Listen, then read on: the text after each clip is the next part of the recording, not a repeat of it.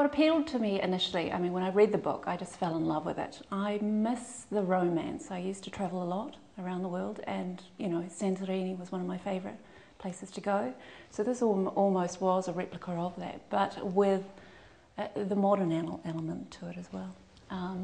Being part Māori is being brought up with community and family around me, so I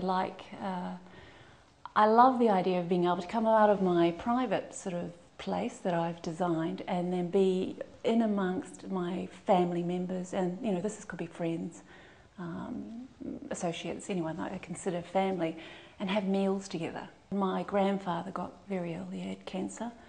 He came and lived with us for a number of years in our family environment, having the kids around him, some of the learning, some of the teachings he was able to provide, even though he was in his bed. It was just, you know, my children will remember for their lives and pass them on to other generations. So I think it's a crime to have elderly people away. And unfortunately, I had to have that experience of putting my grandfather into a nursing home because we just couldn't accommodate. So the village offers an opportunity where we can have a lot of that medical, you know, high technology and whatnot. He can still be part of the community. The children can still visit him more regularly. They don't have to travel miles to do that. So that drove me emotionally, I suppose, to loving the village concept. My children, I would like them to have the opportunity to buy their own home. All they need is you know, just a space they can consider their own, with some of the modern, you know, so maybe their rubbish can be looked after, their laundry, just little things, and that they are little things, but take that, you know, away from them, and they get to engage in the things that they love, which is other people. I love the arts.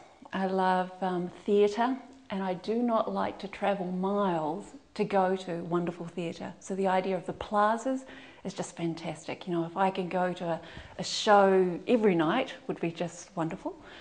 Or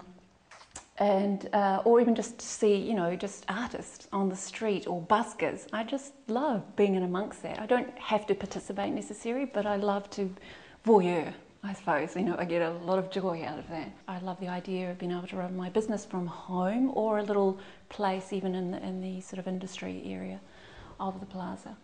Again, it gets us to, you know, communicate with other people to get ideas, you know, new ideas. Having coffee with people can be the most stimulating conversation than having a business meeting. You know, some of the fascinating ideas you can come up with and then go away and implement is great. I think the culture of the village is absolutely imperative.